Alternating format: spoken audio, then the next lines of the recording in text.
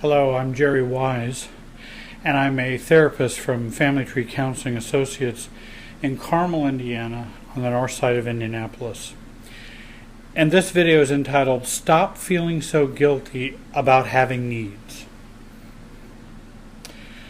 There was actually a subtitle I was going to use entitled, Being Raised by a Narcissistic and Needy Parent. And I want to talk about that today in the video.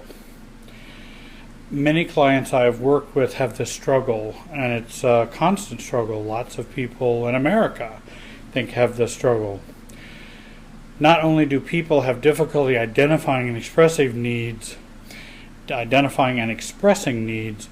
they also struggle with guilt that surrounds even having the needs.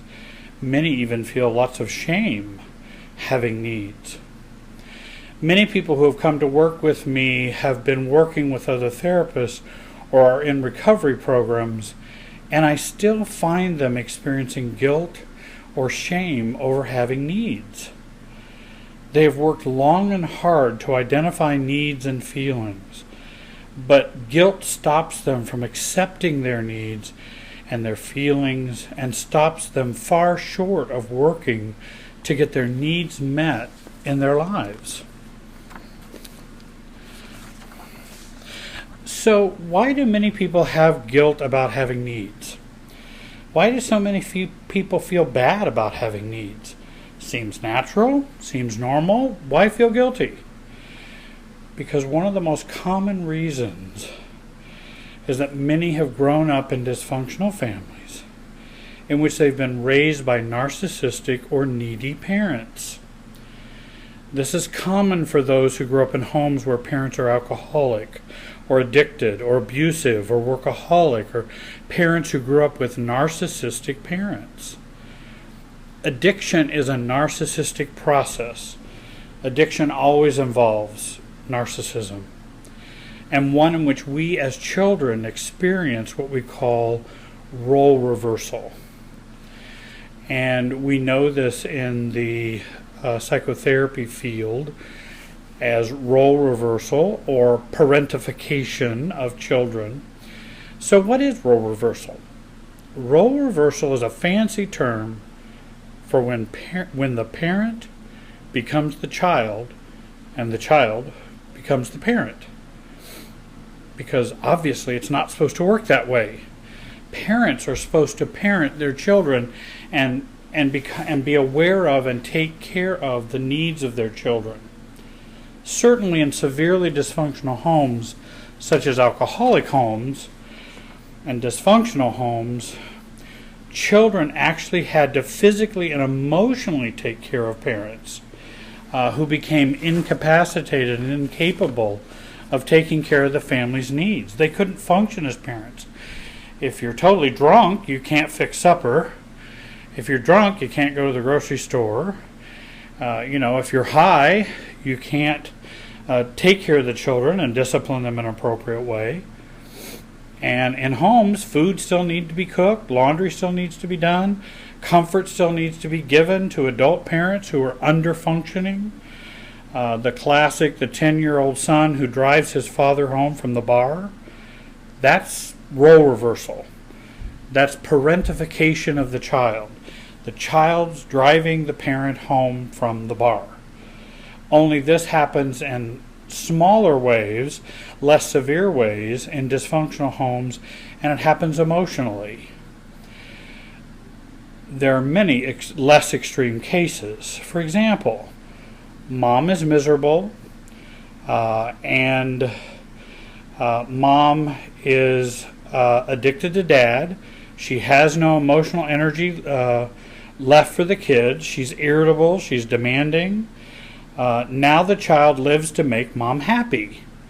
Less miserable, tries to meet the needs of their unhappy mom. Now whose needs are not getting met? Well, it's the child's.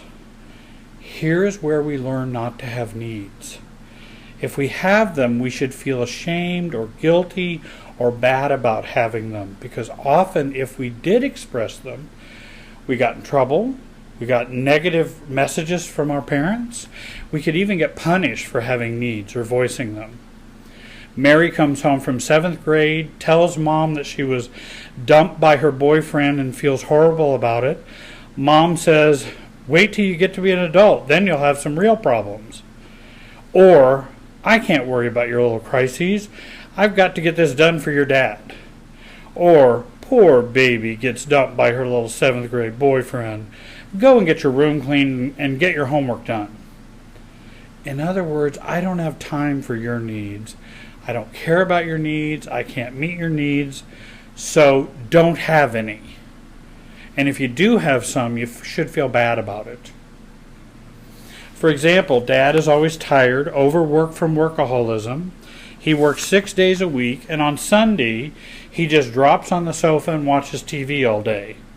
Little Billy comes home to show dad his project he was doing for school, and dad ignores him. The message, your needs are not important to me, my needs are pressing and don't bother me. If you keep having needs, I'll get upset and angry and I'll punish you. Now, how do you think we're going to feel as adults when we have needs? We're going to have imprinted messages and patterns which tell us needs are bad. Don't have them, don't get them met, and feel very negative if you start to acknowledge or accept them. When the child is not parented well, or there's no room emotionally in the family for the child's needs, wants, emotions, hurts, and dreams, then the child takes on the emotional task of taking care of dad or mom, or sometimes siblings. This taking care of role is called role reversal. When this happens, we have begun the lifelong process of feeling wrong about having or expressing needs or wants. This carries over to our adult relationships, our marriages, and our parenting. Well, now that we are adults, what can we do to overcome this role reversal? And what can we do to overcome these negative feelings we feel when we have needs or wants? Number one, we recognize we are actually doing this role reversal within ourselves. It is my job now as an adult to take care of me emotionally and physically. And when I don't, I'm not caring for my inner child who depends on me to care for him. It is my job to parent myself. If I don't do that, then my inner child does not feel good, loved, parented, and now I'm just picking up on what I learned when I was a child. Secondly, I begin to start listening to the needs of my inner child and to my emotions, wants, beliefs, hurts, dreams, and desires. Number three, I can do some work on normalizing my experiences growing up. Going back in time, emotionally and expressing the needs, hurts, and desires I had when I was a child and when my parents were not paying attention to them or couldn't because of their own dysfunction, hurt, pain, addiction. There are a number of ways a good therapist can help with the healing of the past. Fourthly, I begin a battle of counterintuitive healing, I call it. When I have needs, feelings, wants, desires, I resist the inner thoughts, feelings, and messages I tell myself. The ones I've learned from my past, or the tapes that play over and over again that you shouldn't be thinking this way, you're just being selfish, what your needs aren't important, you should only be thinking about other people. These negative feelings and thoughts are intuitive, we call. They just feel right and normal. I fight back, stating, I know I have learned that when I have needs, I should feel guilty or shamed, but I'm no longer going to accept this for me as normal. I'm going to reparent myself in a healthy and positive way. I give myself permission to have needs, and I don't need the world's permission to have needs either. I don't need to ask anybody's permission to have them. I have them and have a right to get them met in a healthy, responsible way. Number 5, live like it is never too late to have a great parent. And that great parent is you. You can be a wonderful parent, the wonderful parent you never had. 6, find like-minded people who will support the new you, whether it be a group, a support group, therapist, friends, sometimes even family members. 7, support the new you about 1,000 times, and then do it 1,000 times more. And 8, caution. There may be people around you who benefit from you not having needs. Please seek a good therapist who can help you through this process.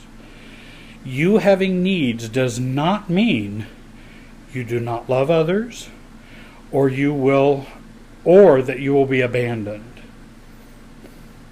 So in brief, to heal, we need to do 2 things. Grieve our lost childhood, if we feel guilty about having needs, because that's often where it came from.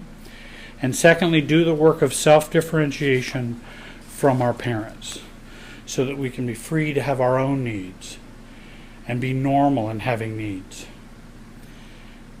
If you want some help, give me a call. The information's on the screen for you. I do Skype and FaceTime counseling. Join our YouTube channel. I want to thank you for watching today, and have a great day.